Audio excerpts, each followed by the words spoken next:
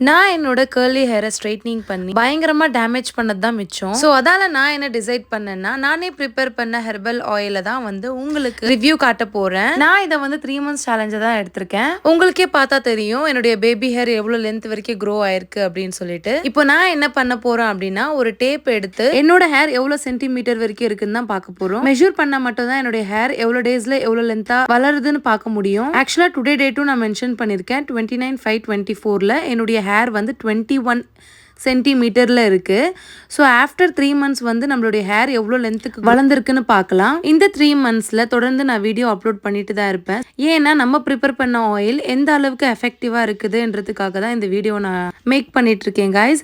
And நான் வந்து நைக்காலேருந்து ஒரு ப்ராடக்ட்டை பர்ச்சேஸ் பண்ணேன். அந்த ப்ராடக்ட் என்னன்னு பார்த்தீங்கன்னா ஸ்கேல்ப் மசாஜர் தான். இந்த ப்ராடக்ட் எனக்கு ரொம்பவே யூஸ்ஃபுல்லாக இருக்கு கைஸ். பிகாஸ் நான் யாரையுமே டிபெண்ட் பண்ண தேவையில்லை. நானே வந்து என்னோட ஹேரை மசாஜ் பண்ணிக்கலாம். இந்த மாதிரி மசாஜ் பண்ணுறதுனால நம்ம ஹேர்